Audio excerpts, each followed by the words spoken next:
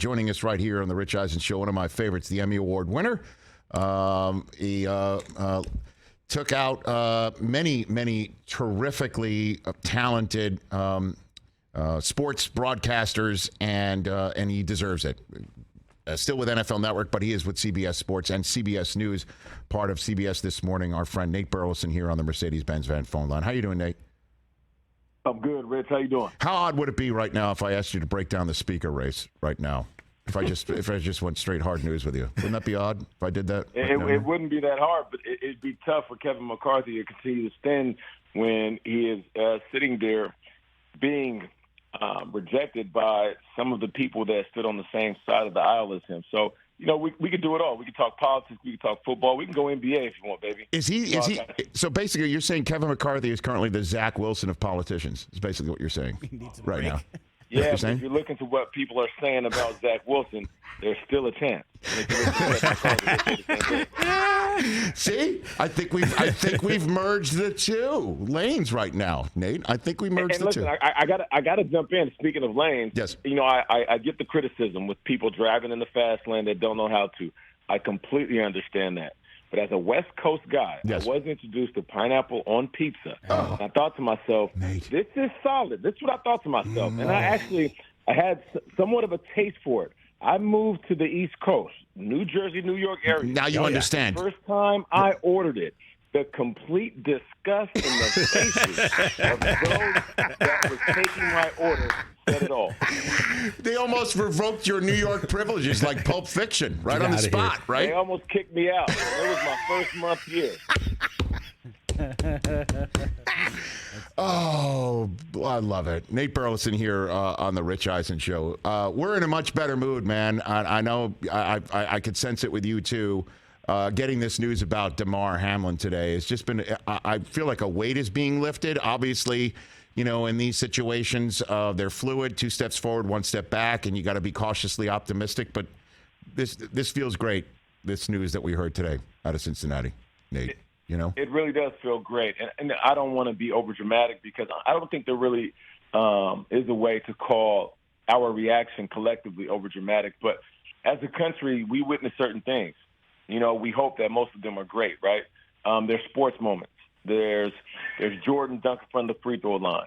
There's a home run in the World Series. There's a knockout by Tyson in the 90s. There's things that we share when it comes to sports. And we hope that it's something that we could sit around a water cooler and discuss, or at the barber shop, or when we all get together in the off season.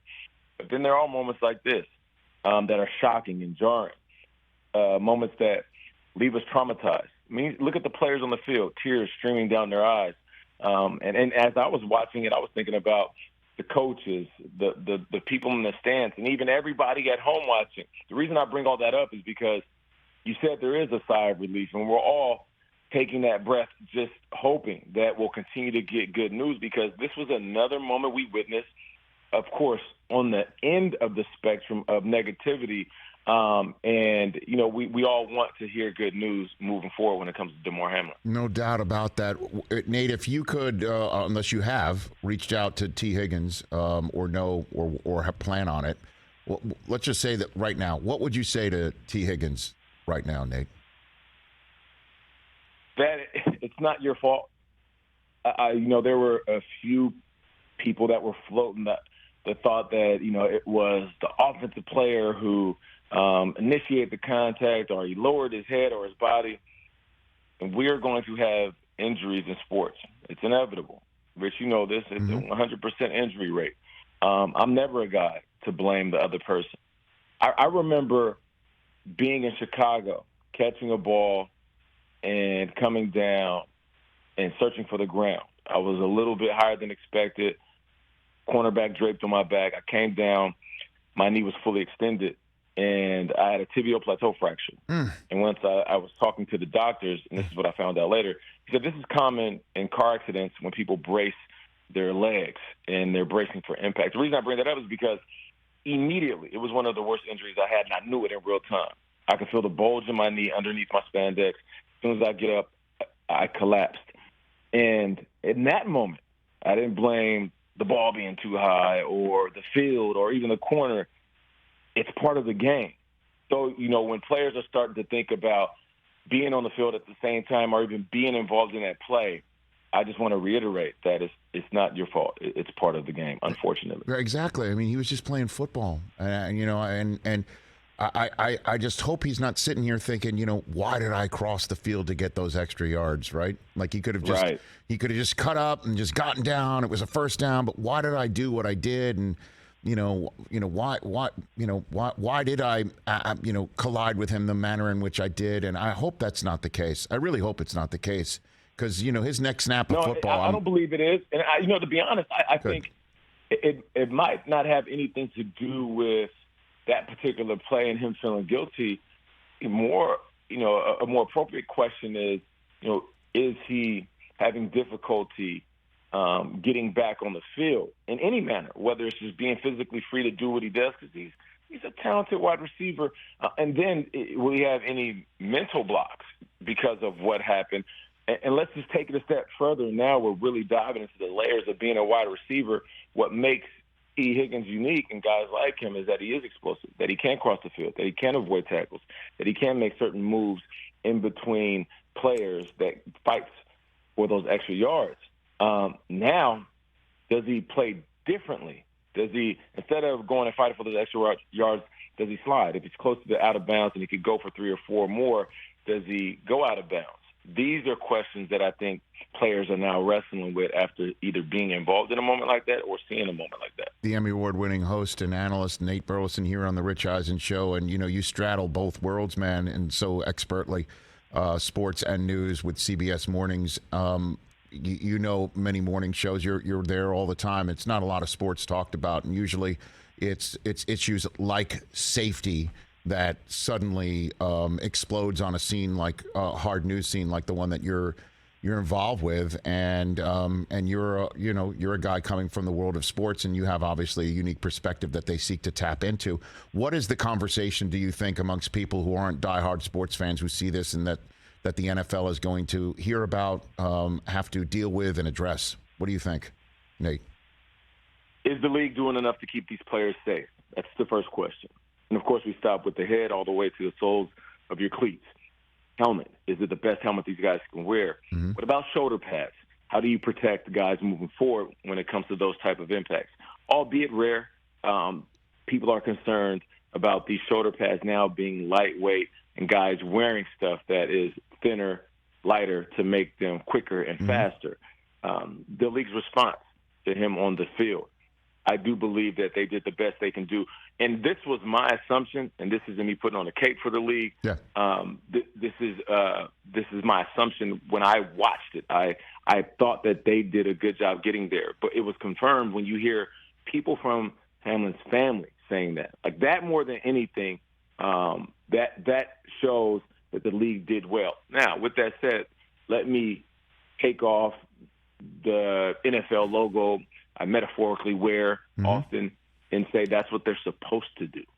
They are supposed to be quick in response. And I think moving forward, maybe they figure out how to get there even faster. Maybe there is something there on the field that puts them in a position that they are as fast as possible. I'm trying to make this relatable to sports fans.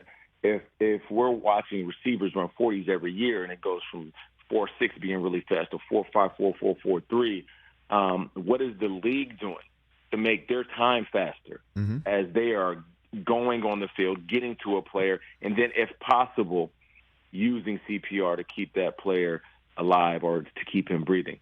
Another thing is now we have to continue the conversation about health benefits moving forward, and not just for guys who have been in the league for 3 or 4 years. And that's just for 5 years after the league. What about lifetime health insurance? What about guys who aren't just dealing with your typical run-of-the-mill injuries?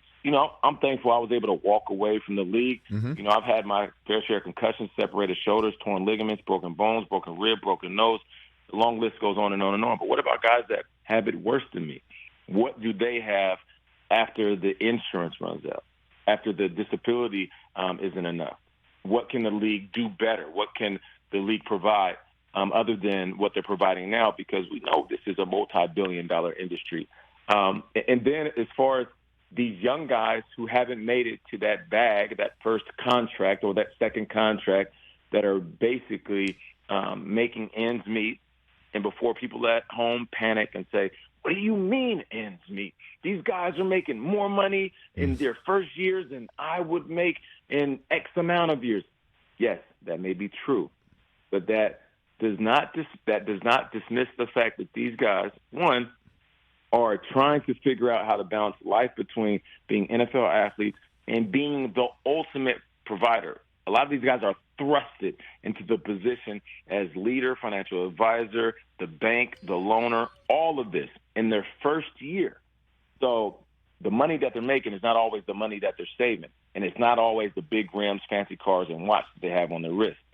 So if these guys are struggling to make that money and their career ends like that, what is the league doing to give these guys a parachute or a nest egg that they can have when these type of situations happen? Yeah, no doubt. Damar Hamlin is not close to vesting at all for pensions or anything like that. And you know, it's entirely possible that there's a whole host of healthcare bills that would come his way if he leaves the league. You know, thank God for that GoFundMe, right? Well, yeah, well, that's his charity. You know, I mean, that is his charity. You know what I mean? And so this is definitely something to address, and no question about it. And I hope it is addressed, and before the next collective bargaining agreement, because that's a long way away. And I think it's very interesting that you point that out, and important. And also something else too, maybe something you know, again, a show like the one you do every morning on CBS Mornings can look into it. Like, how equipped are youth sports leagues across the country? Because if this is the type of cardiac event that we believe it is that Hamlin suffered, this happens at youth sports when baseballs are hit hard and hit a young kid in the chest. And or at a hockey rinks, hockey rinks. Like, how equipped are youth sports leagues across the country with this type of life-saving equipment that the NFL had available? Thank goodness for Hamlin, and who knows how to use it? Like that's something as parents I would check on big time. You know, it's a very, very sobering reality check for a lot of athletes, and it's tough. You know, for us to talk about this, especially us in media. You know, we want to be honest. Have a very transparent approach, and we want to be sensitive to Damar Hamlin and his family. Yeah. But you'll hear this emotion rise out of us because there is this harsh reality that we have been in this situation.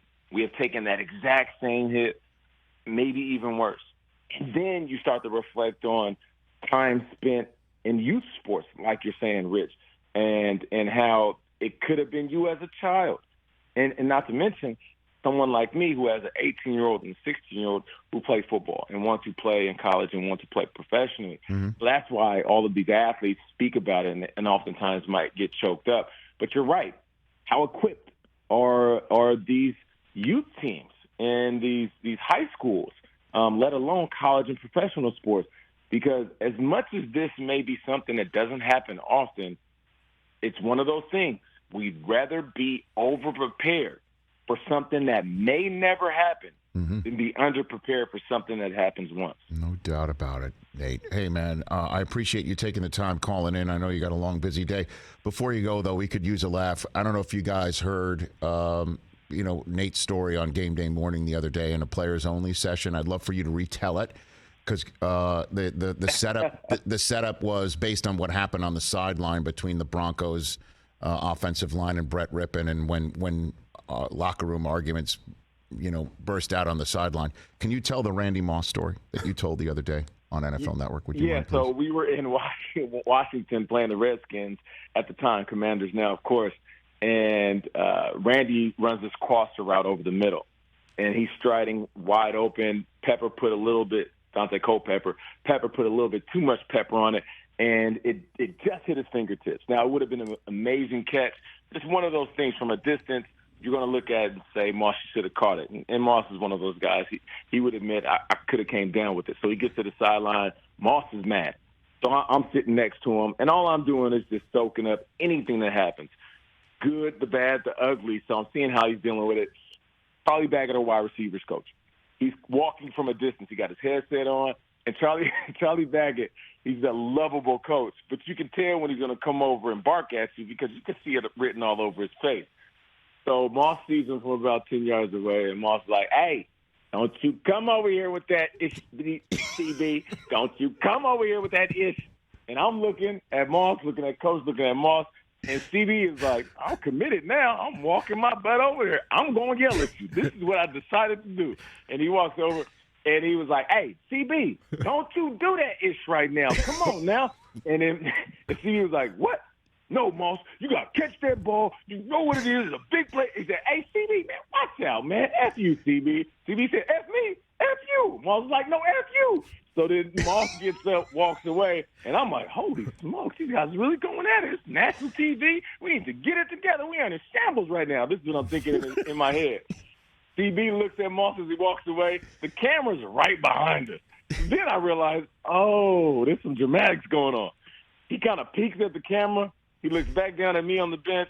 A small smile comes over his face. He puts his fist out, the fist pump. He says, shoot, I ain't going to let him punk me on national TV. And he walks away. I said, okay, these guys aren't really mad at each other. They just didn't want to get punked on TV. But it was all love in the locker room.